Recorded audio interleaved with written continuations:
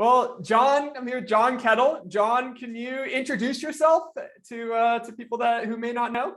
Yeah, sure. Thanks, Jared. I'm John Kettle. I'm a full-time rock climbing coach. I guess I'm also known as the author of a book on climbing technique as well. I've been climbing, I think, 27 years now and coaching for about 20. Nice. And yeah, I love your book. It's just, I use it all the time, not just for myself, but a lot of the drills from it and even the creative names for drills that, straight arm, bendy body, platform builders, a lot of good ways to just imprint into climbers' minds, different ways to coach movement. But let's start out. You've been climbing for a while, as you've mentioned. What injuries have you had as a climber? Has there been any specific injuries? Maybe if you look back, is there one that sticks with you that's like, oh, this was a rough one? Oh yeah, there's one that physically sticks with me that's still a rough one, actually. So I was psyched out of my mind for climbing when I started it. And I started as a teenager at about 15. And what I didn't know at the time, I found out near the end of my teens, was I had a delayed bone age of 2 years. So I was starting when I thought I was physically mature, but actually my growth plates were still developing. Oh, interesting. So it's almost as delayed closure of the growth plates themselves. So your bones are still growing. Yeah, that's it. And the result was that, at the time in the mid-90s, indoor routes were kind of made harder by making them more fingery. And I remember doing a competition route that was, when I was 17, it was entirely on screw-ons, the tiny holes. And basically I favoured crimping, and I came into the sport physically very strong from a range of other sports, except for my fingers. So I had no sport-specific strength for climbing. But I could do overall, full body. Yeah. I could do a push-up on one thumb and stuff. I was super strong, but so I would drag myself up these routes by force of will, and I absolutely hammered my fingers. I ended up with basically growth plate damage to the DIP joints, the end joints of every finger. Oh wow! Every finger. Oh my God. About 2 years in, that happened, and it was acutely painful to climb at all, even on jugs. So I stopped for about a year and a half, and in my mind I'd given up. I couldn't climb anymore, and that was that. Climbing was done. How long into climbing was this? How long? This was 2 years in. Wow, so this was early on, and it sounds like you just got after it. You were full. I was mad keen. Yeah. Yeah. I started at 15, and then at 16, 17, I got a summer job doing the artwork for a climbing wall that was being built in my local town, and that got me in with all the climbing guys. And got me hooked on it, and then at the end of the job they offered me wall membership instead of payment. They offered me the choice, and I took the membership, and that was the rest is history, basically. So that hooked me. But yeah, I wrecked my fingers pretty badly, and those DIP joints have been swollen ever since. And I eased back into climbing at about 18, 19, after about 18 months off, very cautiously, and got back into it and was fine. And then at the end of my 30s, those joints started to become arthritic.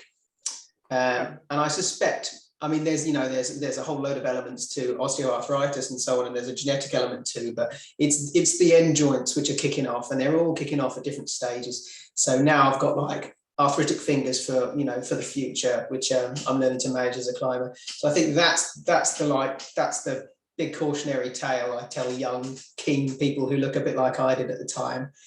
I'm this growth plate thing's serious, and you'll have to live with it for the rest of your life if you overstep it. So that's probably the worst one. Yeah. Yeah, and it's a tricky one, because those end joint of your fingers, if you're climbing hard and harder and you're closed crimping, they're going to hyperextend, right? And you're going to have some pressure on them. So what do you do? Is there anything you do now to manage it? Do you just manage your climbing load? Or are there any specific exercises you do? What's your strategy now? There's kind of several strands, really. The first one is that I've worked out I had a strong preference for crimping and changed that at the end of my 20s. And at that point, I guess, at the end of my 20s, after about 10 or 11 years of kind of climbing for work, climbing for fun, having married a climber, you know, every day off and you know, every holiday was a climbing trip. So I was all in, still super psyched. At the end of that, you know, I was basically having a pulley injury of some kind once or twice a year, every year. Oh, wow. Just consistent. Yeah. Oh yeah, really, always tweaky fingers. And I think that related to my obsession with crimping as well. So I addressed it at the end of my 20s, and just by changing, like by strengthening my half crimp and strengthening my drag, I massively reduced the amount of dependence on crimping. And I think that increased the mileage I can get out of my fingers. And then when the arthritis came in, it was like a massive incentive not to crimp, because I'm still strong on a crimp, you know, it's still my strongest grip.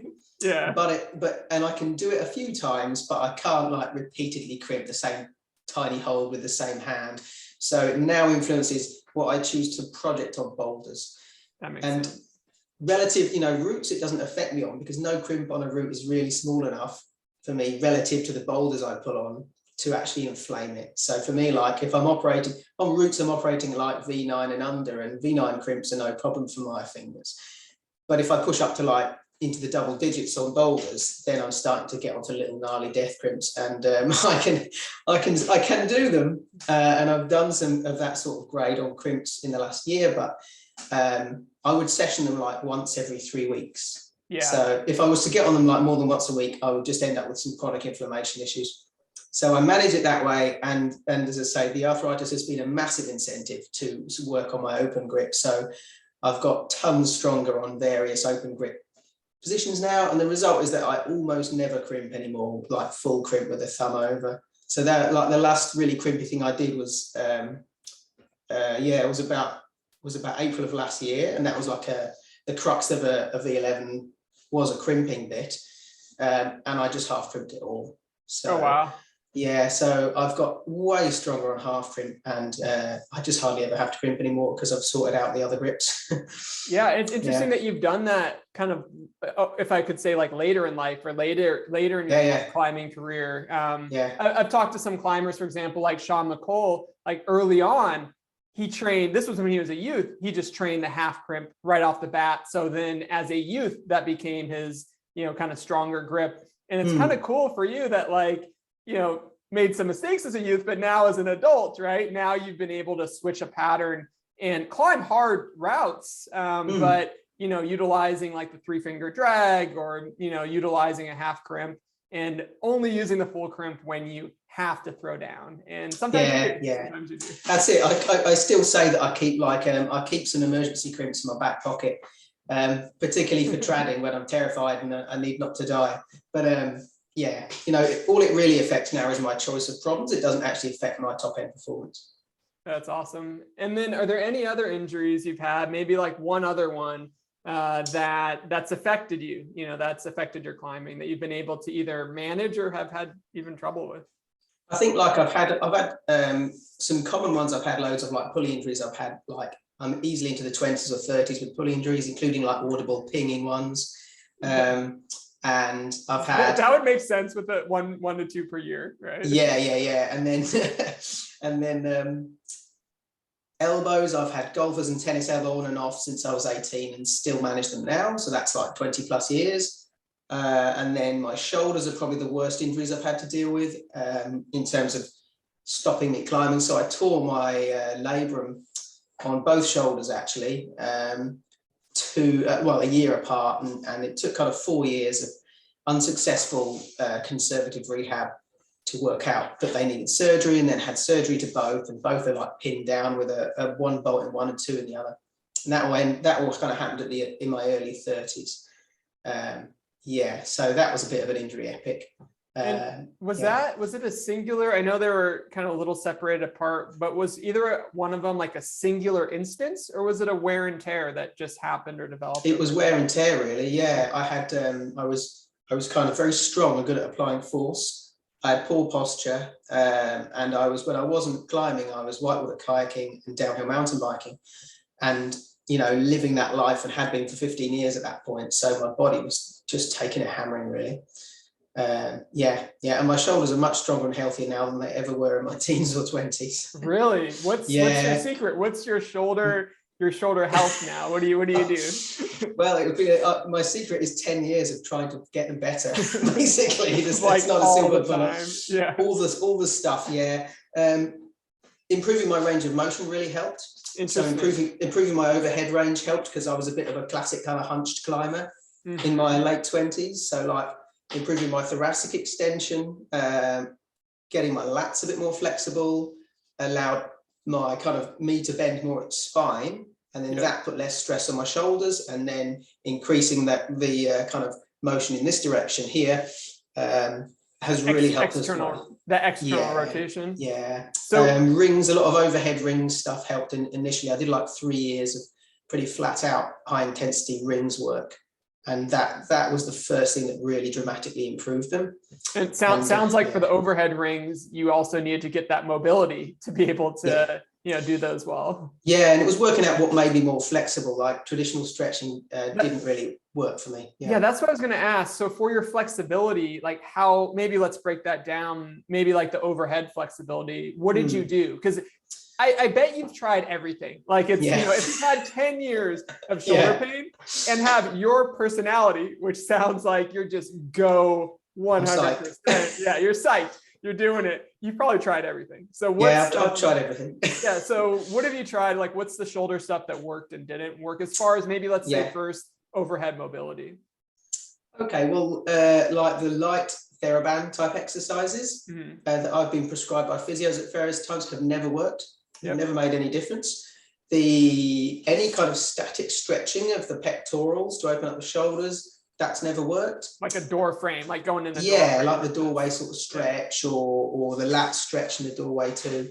And I guess what I've worked out is that the load wasn't high enough. Basically, I'm your classic. My kind of build is like stiff and muscular. And I can produce lots of explosive power. And I think part of the reason I've had a lot of injuries is because my tendons are very stiff. And most of my training now is around decreasing tendon stiffness, because if I don't, I've always got great explosive power off the go, but that's also a high capacity for injuring myself. So for me, for the load to be high enough for me to get more flexible, I had to really load it up. So for example, prone I's and Y's and T's on the rings, where I'm dropping downwards as I open up my shoulders. And those are basically like hip. Are you doing those from your knees or standing? No, I'm doing them standing, and that's where the rings may be like a foot off the floor, so they're pretty full on. That is full on. So you're essentially, so you're basically standing, rings are full on the floor, and you're dropping into a T. Yeah. Are you dropping into a double arm Y or a single? Double arm Ys and double arm Is. Yeah. So it's heavy. I mean, you're looking at someone, I guess when I started climbing at 15, I've been strength training since the age of like 7 or 8. So that's kind of what you're up against. 7 or 8? Your parents were just psyched on it, or you were psyched? No, I was psyched on it. No, my granddad made me an ab wheel. Really? Let's rewind for a second, because you said that you got into climbing. I'm going to rewind. You said you got into climbing from you had a physical fitness background. I didn't imagine that from 7 or 8 you were strength training, but was it all Olympic list strength training, like all that stuff before climbing, or what was your? It was totally disorganized. It was what you'd expect from an 8-year-old making up their own strength training. So no one was guiding me. I just wanted to be strong. So I was doing hundreds of push-ups. Then, as I say, my granddad made me this ab wheel out of a pram wheel and a piece of bar with bike grips on it.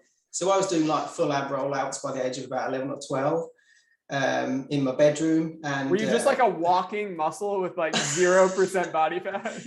Yeah, pretty much. Yeah. Lots and lots of pull-ups. And then I got some of these things called chest expanders, which were like the 3 springs between 2 handles that you could put different weights of springs in. So someone gave me a secondhand set of them from a charity shop. So I then had this whole routine with these things that I would do before bed. So it was totally disorganized. And at the time, actually, I remember wanting to join the gym when I got to secondary school.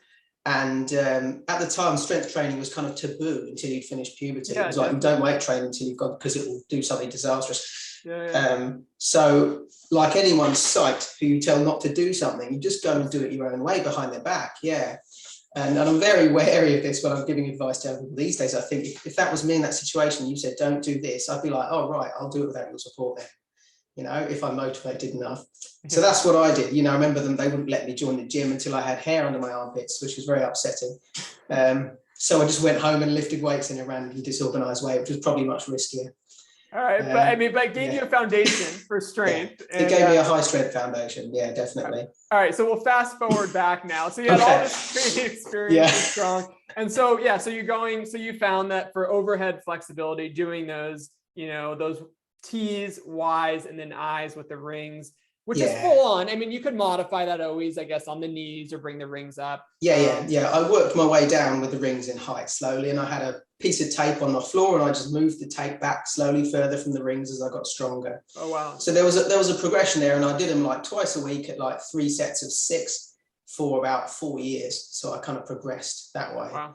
And I think essentially what I was doing was eccentric. I was loading the pecs as I loaded them eccentrically, really heavy, and that had that was the first thing that had an effect on my pectoral flexibility. And I think my pecs were tight from having done 1 million push-ups from the age of 7. You know. That literally probably 1 million of them. Yeah. Well, yeah, and you know, people commented on how my posture suddenly changed in that year. Yeah. So that was one component. You know, really utilizing pecs, and I'm assuming lats as well, because you're getting that eye. And I know that feeling, that stretch, like right at the end. And if you're doing 6 reps, I mean, it's challenging. You're doing something at a level where you're failing or fatiguing. Was there anything else for the shoulder that you did that you found was effective? Those I basically stuck with those because they were working for a few years, and then I kind of plateaued, decided it was time for a change, and then I've experimented with a lot of stuff since, but essentially what I've always returned to is doing some heavy slow loading at a strength protocol. So 3 to 5 sets of 3 to 6 reps really of something that challenges my shoulders. Overhead pressing, I did quite a lot of that for a while. So I did dumbbell overhead press, like a military press, and then switched to handstands because they were less, I ran out of weights basically. So I thought I'll do handstands instead. And then I went to, one-handed ones. So this was with feet against the wall for balance. One-handed handstands. Yeah. So I would get into a handstand and then take one hand off and do like an isometric hold for 30 seconds, and then go back and do it with the other hand.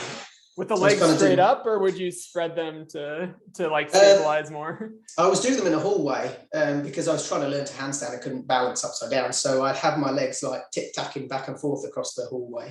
Nice. It was like at my back up, so I didn't catastrophically fall to the front or back. So those opened up. Those really helped strengthen the end range, I think, and open up my shoulders more. And then from there, I kind of did some more isometrics. So heavy isometrics work quite well for me. The other ones were like the, the bridge, like a back bend pose. And I do them with elevated feet. So my feet will be on the sofa or a few steps up the stairs, and my hands on the ground. And I'll were your elbows straight? Yeah. And that would by raising my feet, I'd load my shoulders and arms more. Are you talking about where your hands are behind you? You're like doing a reverse wheel. That's it. Yeah. And if I just do them on the floor, it really pinches my lower back. I'm not flexible enough at the hips really. But if I raise my feet, I can get them dead high, and I can put a ton more weight on my shoulders, which works for me in terms of loading. And I can push with my legs into full like end range of the shoulders. So I would do holds there. And now the main thing I do now really is face pulls. So these ones here, where you pull up into that position. What do you use for that? I started with bands, and then I ran out of bands heavy enough, like I was dragging my feet across the floor rather than moving the band. So I do them so I do them on the rings now. Okay. So I kind of have tape on the floor, and I lean back and I pull myself upright with those, and I can just progress the tape and lower the rings as I strengthen. Yeah, and those work on that external rotation. Almost, it sounds like you had done some band work with some light external rotation. You're like, this isn't working. Yeah. And a combination of loading yourself, with end range positions, with slow, heavy loads, and then kind of going back to finding ways to just maximize how much you're challenging the muscle. Because it sounds like maybe you just didn't have enough challenge to Yeah, to totally, what you're doing totally. before. I respond, psychologically and physically, I respond really well to strength training, but it has to be really high load, it has to be intense, and then I love it, and it's really time efficient, and it works. Yeah, I mean, if you're doing 6 repetitions of something, that's done rather quickly. Oh yeah, it's brilliant. Yeah. It's like half an hour twice a week. That is the most I do in terms of any core work or anything other than climbing or finger specific stuff. And then for climbing itself, have you had any injuries on climbing movement? Almost, let's say you're doing something, you're on the wall, you move a certain way and you feel something, or has it been more just like kind of accumulation of things over time? The vast majority have been wear and tear, just because I've Okay. climbed so much. So they've been the classic elbow things, or finger tweaks. Yeah, I did one of my pulley ruptures. The audible one was basically a classic, like not warmed up, and kind of rotated around a 2-finger pocket like 15 minutes into a session, and that made a horrible noise. Yeah, the only ones I've done on climbs that have been specific to injuries on climbs have been like hamstrings on heel hooks, and knees on heel hooks, like MCL and LCL. I've damaged both of those on heel hooks. And just kind of like a high awkward heel hook, or yeah, just applying massive force through my knee, really, in a weird angle, which it doesn't like. So I'm definitely quite wary of heel hooks now. If I go really deep on them, yeah, and likewise with the hamstrings, I've got like a high hamstring tendinopathy, which is very persistent. So kind of into the gluteal muscle. Yeah, right at the top. Yeah. That's been a really hard one to manage and settle. So that's kind of frustrating and makes me pretty wary of certain movements on that heel. Yeah, definitely. Have you tried your heavy loading components for your hamstring? I have. I think the problem with that is it's extremely sensitive. If I sit wrong, then it gets angry. Yeah. It's extremely sensitive. I'm gagging to do some high loading, but it won't tolerate it. There's a sciatic nerve that's right in that area as well. So that complicates it, right? Because then you have some nervous tissue that's right underneath that hamstring. Yeah, I found one way of loading it heavy, which doesn't irritate it. So I do that, which is I do like a side split good mornings. So you're standing in like a side split. And a good morning, like a kind of hinge at the waist you're hinging forward. at your hips. Yeah, and I do that with a 20 kilo weight plate held over the back of my head like that. Yeah. So as I hinge forward, I get a ton of load, and it's lengthening the hamstrings under load. Yeah, and you do it absolutely nails my hamstrings. And you do it side splits instead of together, because together aggravates. Together aggravates, and side splits, there's an element of like I'm having to squeeze the ground as well, not to slide out. Use your splits. Like adductors or your inner thigh. There's a whole load of clamping, and that to me feels a bit more climbing specific. And it hits my hamstrings really hard. Like I was absolutely crippled by DOMs the first time I did like a set of 5 of those and 20 kilos on. And I was like, yes, I found a way in. It's interesting too that actually that position is like called abduction, but it puts the sciatic nerve on slack. And so it's interesting that position also probably, if there's nerve that's a little irritated there too, it's much more comfortable for it. So you get that climbing specific, almost your feet pressing inwards, your nerve is put on slack, and then you get to do the heavy loading. It ticks all my boxes. Yeah, exactly. So let's talk a little about climbing movement, because I love your book and I flip through it all the time. Like it's like, and part of it too, I like the creative names for the exercises. Like I didn't know that sloths only had 3 fingers. Like there's a lot of there's a lot of things to learn through it. But when you're coaching climbers or even yourself with movement, I'm fascinated by climbing movement. And for me, especially how it relates to injuries, not as much performance, but how it relates to loading tissues. But are there any, on the topic of movement, are there any kind of like key things that you notice from climbers, maybe that could potentially predispose them to either an injury, or maybe make it so they aren't performing while climbing efficiently? Let's say maybe either one of those. So who knows if something that someone's doing on the wall can lead to an injury or not. But is there any like kind of key movement patterns that you notice that you like to correct? Maybe is a better way to I think there's probably 2. There's a strong preference for one kind of grip, like they only really use one kind of grip. And I most commonly see people doing that with crimping. Mhm. And there's I have a good go at crimpers in the book, as you'll be aware. Yeah. I'm like, stop crimping. That's the sloth grip exercise, really, is for them. So yeah, that's the most common single grip preference I find, and I think there's a bit of a, I know from personal experience with me, that definitely correlated with injury, and I think there's an increased chance of it as it becomes less of it injuring you as you become less adaptable and you try and make things fit the crimp more and more. But I see the same with other grip dependents as well. So people that always 3-finger drag and never use their thumb or their pinky, quite often they basically end up being pushed into a position where they have to crimp, and they're not really prepared for it. So they're much more vulnerable there because they're not really conditioned. So yeah, I think having a strong preference for one particular finger grip orientation is a risk factor, just from my kind of observed experience. Yeah, regardless of what it is, right? It could be you favor close crimping, or you favor open hand or drags. Like, it's whatever you do, you don't have an arsenal when you get into different positions. Yeah, you kind of want to be prepared for everything. Adaptability is the greatest ability and all that. So yeah, I think that's one. And then the only other one that kind of seems to correlate to me in experience with injury is people who move very slowly and statically. So typically they're expressing a psychological issue, which is that they're very cautious and indecisive, and so they tend to do very deep lock-offs a lot in order to reach a long way without moving dynamically or explosively, or to search at a great distance from their other hand. And if you're locking off deeply, you almost always have to crimp once you go below the shoulder to pull inward on the hold instead of down. And it looks a bit, it's like peak. There's a lot of stress on the elbow at that extreme bend there. And if you're cautious, you're doing this for long durations. You're like creeping up very strenuous things.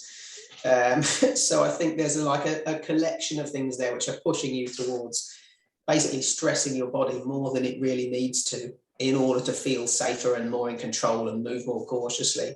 Yeah, I think that end of the spectrum compared to the people who move more the more bouncy, explosive end of the spectrum seems to point more towards kind of long-term overuse injuries, really, like elbow issues, shoulder issues.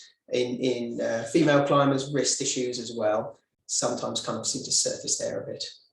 And you think part of it is like the psychological component of just not being comfortable with body movement, or what typically holds a climber back? Because we see it all the time. Like, you look at a climbing wall and static climber. We know you can check them. You can say that's their like style. Is the main thing psychological or fear? Well, it's different with every climber. It depends on their chosen. If they're like a climber who thrives in like high risk climbing scenarios, so they're climbing a lot of like trad and maybe loose rock, they'll typically climb very statically because that's the safest way to move. That's their style, because it's a survival requirement of that style. So it might be a product of that. It might be that they're excessively cautious, that they're anxious about falling off, or they're anxious about failing, or some other kind of anxiety and concern, and actually the style's just a product of that, and it's not appropriate to their actual goals as a boulder or as a sport climber, someone in a pretty safe kind of environment. I guess as a coach, I'm always curious about why people do things. So it's not so much that it matters. It doesn't really, if you're moving slowly and statically, like, question it, try and find out the reason. Don't assume it's because you feel cautious, or that you grew up on a thin, all your local crags were like thin vert climbs.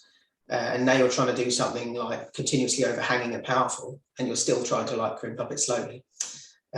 So yeah, definitely ask yourself why, whether it's a product of habits or mental stuff. I can't say why. It's very individual, but I'm always asking that question. Like, as soon as I see a particular behavior that someone's trending towards a particular behavior, like static climbing, I'll be thinking, why are they doing that? Like, what's going on there? And asking them lots of questions. So what's the prescription? Let's say you see someone statically climbing. You're like, all right, we've identified this, and whether it's psychological, whether they just love doing Chaucy run out trad routes, like whatever it is, let's just say that that's the movement you observe. Is there a drill or anything that you give to kind of counteract that, to allow them to cut loose? Yeah, I think the first thing I'd probably do is give them an exercise where they didn't have an option to move statically to see how they cope. So for example, I'd get them to climb, but give them the rule that they can only move both hands at the same time. And give them some easy climbing to do, and see what happens. And you've not had to tell them overtly don't move statically. You've just presented them with a problem where the only solution is to move dynamically, and it's going to show you their ability to organize their body and express power and timing and accuracy and all those things. And actually, by moving both hands together, they have to rely on proprioceptive awareness rather than sight to guide their hand to each individual thing, because they're happy to move both together. So a task like that would be the kind of start point typically. And then I guess modifications from that, returning to more normal climbing, would be to give them exercises where they had to start every move with their hips before their arms and hands moved. So they're initiating, right? Yeah, initiating from the hips. And you can do initiating from various different areas depending on the climber, but just getting them to start things in different places in their body. Getting them to keep their hips continuously moving while they climb. That's a pretty tricky drill, and fries people's heads normally. It's tough to sense, right? You're like, wait a second, I have to move. And it's almost like this like stutter, right? When you try it. Exactly, yeah. And you have to circle. Basically, you have to circle your hips. All our joints move in circles, none of them move in straight lines. So you have to circle them and arc them and figure of eight them. And then you end up doing this like weird dance on the wall, and then trying to figure out when is appropriate to move a limb according to what your hips are doing. Because there'll be a sweet spot in each circle or figure of eight that your hips trace, where it's really easy to move a limb because you've unloaded it, and momentum will unweight it and reweight it at the right time. And that will come intuitively to a really skillful dynamic climber. But that's a really good way of kind of an exploration for people to do on the wall to try and work that out for themselves, as long as they don't mind leaving their dignity to one side. Yeah, maybe you could play like some beats in their ear, like some Shakira or something, and they'll be like, that's it. Yeah. The hips never lie. Hips never lie. Awesome. Yeah, and then I know that like pulling with two arms, I guess you can make that harder by like making them clap or double clap or something like that in between holds, and just all those seem like you can just ramp them up even more. You can, yeah. So you can increase the time, without the hands on the wall by adding claps and so on. You can get them to, particularly if you're looking at single moves, you can get them to do them one-handed, which means they need to kind of be able to organize their balance and tension well at the end of the move so they don't swing about or barndor off. So yeah, there's lots of options. So what about the reverse? Let's say, and this you haven't found it as common, but let's say that someone, especially like youth climbers, you'll see this, right? They've grown up and they're like monkeys in the gym, right? They're just dynamically throwing for everything, kind of almost disengaged. How do you take a drill and take that type of climber and bring them just a little bit more back to center with the repertoire? Because obviously you need to be static at times, right? There's no question about that. Is there any way that you can take the overly dynamic climber and then give some drills or tools for more static? Yeah, definitely. You can generally work on it with tension. So you can get them to fix some of their limbs with tension for the duration of each hand move, and that stops them in their tracks. So for example, the butt squeeze drill from my book, is one where you say, like, for the duration of every hand move, you have to clench your bum. And that means you're going to lock your whole core in place and you're going to go motionless from the hips downwards while you move a hand. So that's that's kind of showing you can set stability with your core via your feet. And variations on that, really. You can do that and focus on clawing with both feet, clawing your hips to the wall, which kind of sets up a similar result. There's a range, really. Trying to think of some others off the top of my head, but yeah, essentially you're trying to fix a part of them while another part moves. Gluing the belly button, or the loop on their harness on the front there, the abseil loop, pin that to the wall for every hand move. That will have a similar effect. And what it gets them skillful at is the kind of very thin face climbing where you can't afford to throw for holds, because you need lots of accuracy because the holds are so small and need to be held so precisely. So those kind of situations, which is why like technical wall climbs are often quite static climbs, because it serves that. So someone going to Smith Rock needs to be like really on point with pulling very hard with their feet, with getting their hips pinned to the wall while they go to very small handholds, rather than like chucking about between big ones. Yeah, definitely. I like that you're use a lot of the external cues. Like it really, the climber could really think about, their belly, kind of belly button in position, or something external outside of their body, like if they're doing a route, their belay loop being pinned somewhere. Like that. Yeah. Waistband is another one I use. Like that will work for boulders. If you're a boulderer, then think about the waistband or your pockets, and or the button on the front of your pants or whatever, and pin that to the wall. Yeah. All right, I'm gonna throw out a couple random ones. So this will be on the spot, and just we'll see where we go with. So, okay. All right, so I'm just throwing stuff out there. This is just things that I see. So there may not be an official drill for any of this. Okay. All right, so climbers coming in, they have finger pain. Let's say they have middle finger pain, and I watch them on the hangboard, and when they grip, they kind of like spread their fingers out, and this like middle finger gets this kind of like torsional load. So I test them. What I do is it's called like a valgus varus stress test, and I notice their joints a little bit loose. But anyway, the visual observation, they're crimping, but they get this like spread in their fingers. Right. Okay. Yeah. All right. What's the drill? Any thoughts? I guess I'm doing it on the spot. Yeah. It's not something I've addressed, but if I was to address it, the obvious drill in my mind immediately would be like glue those joints together. Nice. Yeah, pin them together, get an elastic band around them, or just visually think about that. Like you've gone from having a hand to having a paw, and you're going to climb with a paw, and show me you can do that. Yeah, that'll be where I'd start. Yeah, I think the words that you use, glue them together and you have a paw, right? Those are the simple things. Because I'd say you should adduct your middle phalanx into the, right? So what is he talking about? So climb with a paw and glue your fingers together. Man, language is important in getting ideas across, definitely. All right, I'm going to throw out maybe a couple more random ones. Go for it. I like that one. I'm going to use it. Yeah, exactly.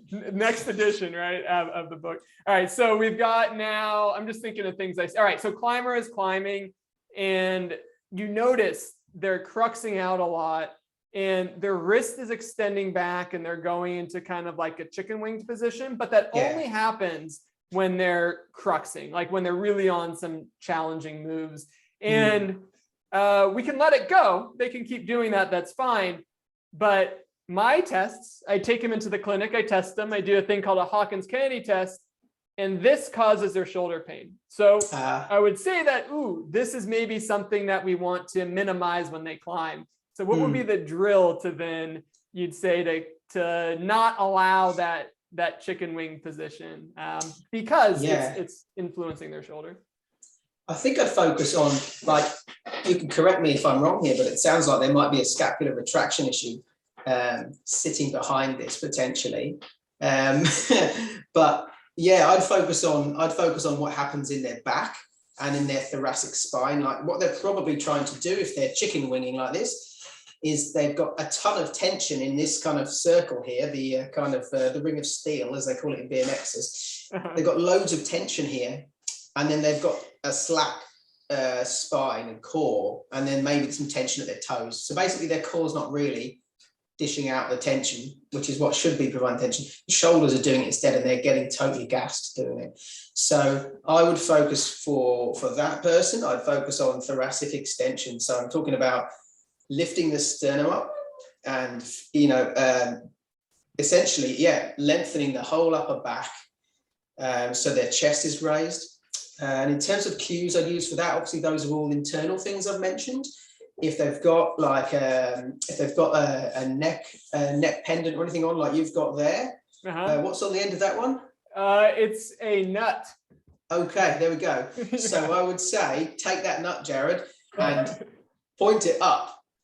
Hold it up to the light with your chest as you do the crux. Yeah, and that should cue some thoracic extension. Does that make sense? Yeah, for sure. Yeah. Keep the nut up. If the nut drops into shadow, you're in trouble. You're probably going to chicken wing. So I love those cues though, because it just like puts you into, if you're movement coaching, it puts you into the moment. And like now I'm climbing, and I'm not thinking about my chest or my core. I'm thinking about, oh, this nut that I've been wearing for the past 15 years that's so important probably needs to not fall to the ground. I need to keep it level. And that's keep like the cue in my mind. Yeah. And in terms of alternatives, for those of you out there not wearing a nut, like me, stretching the front of your top, that would do the same thing, or creasing the back of it. If you think about between your shoulder blades there, if you could wrinkle that, that will have the same effect. So going through the crux with that means you're going to really engage your upper back, give your rotator cuffs a break, and your chicken winging arms and everything a break as well. Yeah, so it's applying more force there that you can direct to the core, so you don't have to create as much force at the extremities. Yeah, and you can almost think like you're down in this position. If you lift, well, guess what? That chicken wing, now went away, right? So you didn't have to address the elbow as much as maybe the whole body. Yeah. So it should, it will give you more reach. If you think about moving off a Gaston, people often Gaston in here and they've got a real short reach. And if they were to do that, they would be able to reach a lot further. So it has all kinds of benefits, and climbers often have pretty stiff thoracic spines and aren't great at using it in full extension. And like extension is fundamental to reach. You need extension as a climber. Yeah, that totally makes sense. All right, one more random movement. We'll move down to the lower body. So newer climber, they just got into it maybe 2-3 years. Their upper body bothers them. They're like kind of over pulling, but the main thing is you watch them climb and you look at their shoes and they're like blown through their shoes, like at the toe tip. Kind of like the front inside of the toe on their shoes, and you watch them climb and they're like scuffing their feet, right? So this is like your classic kind of newer climber. What's the drill? What's the advice for them? And I actually find their injuries, let's just say they have biceps tendonitis, like they actually have, pain in their upper body, but the hypothesis it's driven from maybe their footwork. Yeah. There's a kind of element there of like top heavy tension, I think, is the kind of general issue that's going on. And and as you can imagine, I have a ton of footwork related drills because it's like the most common problem across all climbers. And everyone will basically benefit from working on their feet, whoever they are. Like, go and work more on your feet in some way. Like, no matter how experienced you are, there'll be some changes you can make at the feet that will have benefit further up the chain, up your body. So for inexperienced climbers there's an accuracy issue going on, which is wearing out the shoes rapidly. So there's lots of like very, very, much loved and abused exercises like silent feet for that. I think the first thing really is to make them really aware of what their feet are doing. Like, until you know that they're doing something unhelpful, then there's no real buy-in, there's no motivation, because you think they're fine. You're worried about your bicep, but you think your feet are fine. And that needs to change if you're going to sort it out. So the first thing I would tend to do with someone whose feet are a bit bangy like that is I would ask them to do an easy route. I'd get them to do an easy route, and I would ask them to tell me when they came down how many times a foot either double tap to hold or hit the wall and slid down to it. And I would show them that movement by like 2 millimeters, like a very small amount, just to make it clear that I was looking for the tiniest movement areas. I would tell them to do that. They would obviously think in their head, oh my goodness, I'm doing it too much, I better not do it. I'm being watched by a coach. There's all this mental pressure they've applied to themselves. They'd go up the wall on an easy route and they would still do it because it's a habit, and they would show me the best footwork they've ever done that day. They're like just like tips going up. They would be really precise, but it would be extremely mentally hard for them, and they'd find they still did it maybe 2 or 3 times, as opposed to like 90% of the footholds like they did before. and come down and be acutely aware of what their feet were doing because of this social dynamic I'd created. And that for me is the start point. It's like, right, now you've been like almost shamed into knowing that your feet aren't up to scratch. You're going to know about it. And, you know, your sensitivity. Yeah. Your sensitivity is, you know, we've turned up the radar on sensitivity to footwork, and now you will know when they're not being accurate. You'll be really conscious of it.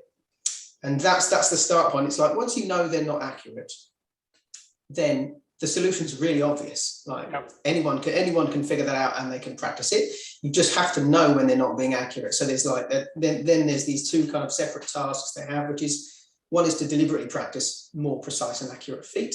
And the second one is to maintain awareness when they're not practicing. So whatever climb you do, you want to know if your feet double tap and slide, or do something that wasn't, go to the hold and fully weight it first time.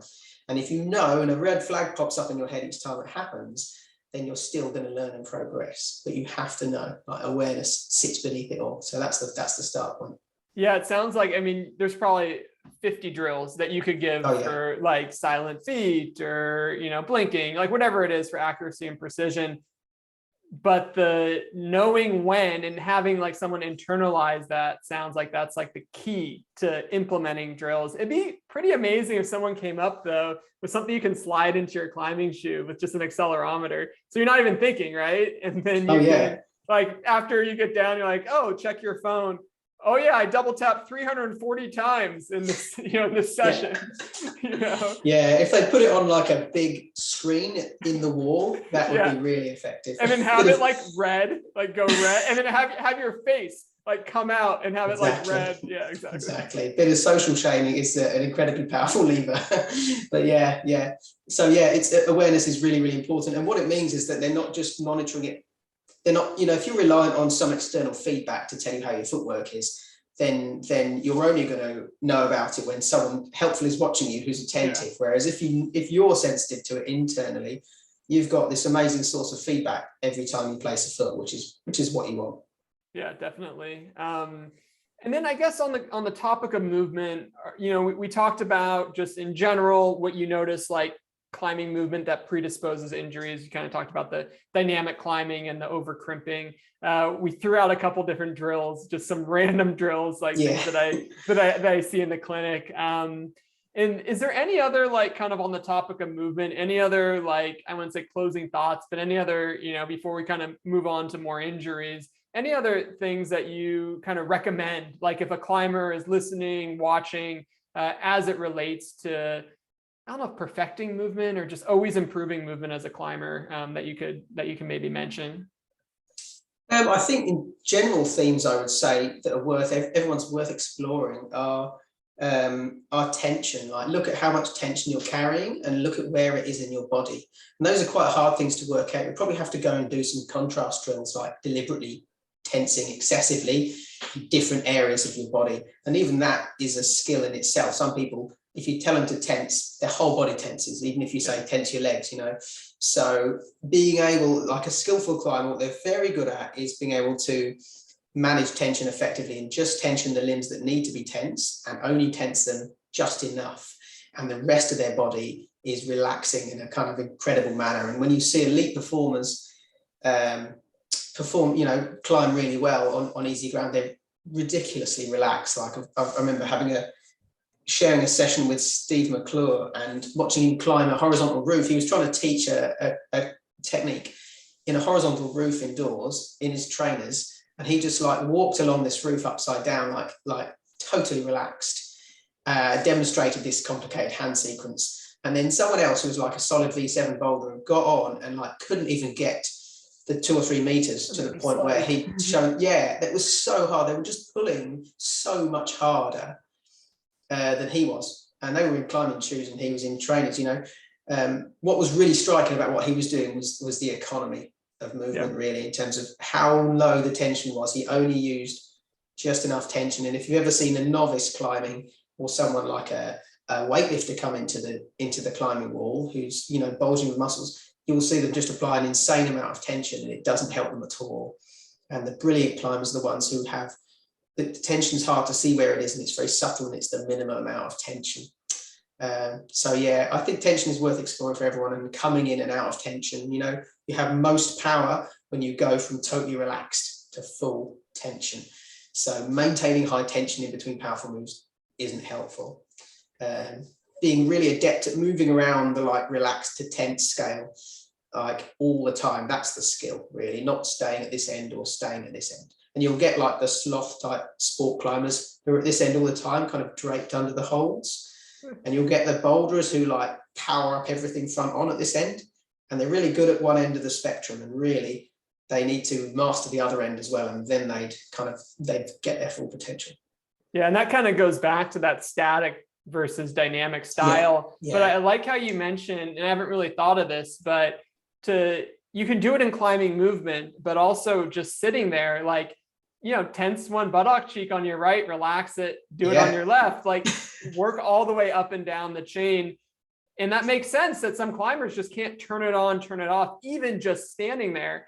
How do you expect to do that when you're on the wall? Yeah, that's it. And if you can't moderate it around your body, how are you going to breathe whilst applying tension, because your whole body's going to lock up and you won't be able to breathe. So you won't be able to be tense for very long at all. So yeah, you've got to really be able to moderate it all over the body, really. Yeah.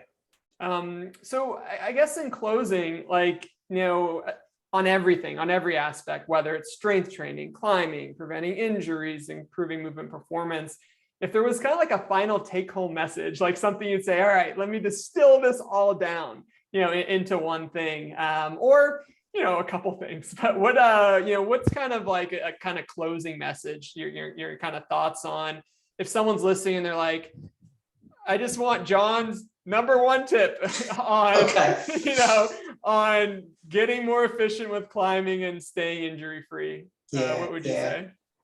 I would say to stay curious. I think curiosity is the thing that sits behind it. And if you keep asking questions and you keep curious, then you'll keep improving. And I guess for me, you can kind of hear from my injury kind of tales of woe that it's curiosity that's seen me recover from those injuries. It's not following the advice of the original physios and taking what they said at face value. It was changing physios 3 or 4 times, and then it was making up my own stuff. And that's driven by curiosity. And it's the same with climbing technique. I took a look at my technique at the end of my 20s when I was at like peak injury rates, and and it was a curiousness which opened my eyes to the fact it was really, really bad, and it was a large contributor to all my injuries. And it's that which has driven me forward from there, and just seeing really good progress kind of against the odds, really. I think take a curious approach to everything you try. The moment you think you know it, like that's a red flag. You don't know it. You definitely don't know it. I don't know it. No one knows it. So watch out for that. That's a trap. Stay curious. Yeah. Awesome. Well, John, where can people find you, and are there any resources you can kind of recommend? I know we talked about your book, but you can find me I've got a website, johnkettle.com, and Instagram. That's my kind of social media presence. And in terms of resources, on my website you can find my book, and you can get that on Amazon and so on as well, which is called Rock Climbing Technique. On the website there's also, you can download last year's, I've been putting my coaching presentations on there. So if you're a coaching nerd or you just want to learn loads, that's much more information dense than the book. So be prepared to be battered with a bit of science and theory. But if you're up for that, then I'd encourage you to go and look at what's on there. There'll be another one of those presentations coming out in, I think, May or June from this most recent one there. So there's some resources there. There's a bunch of other links to interviews and articles I've written that are around the place on podcasts and websites. And I guess on the Instagram side, I try and mainly share educational stuff on Instagram. So, I don't post a lot, but what I do post is like ideas, if you like, and concepts, like some of these drills we've discussed. So go and have a browse through those, and get in touch if you've got any questions.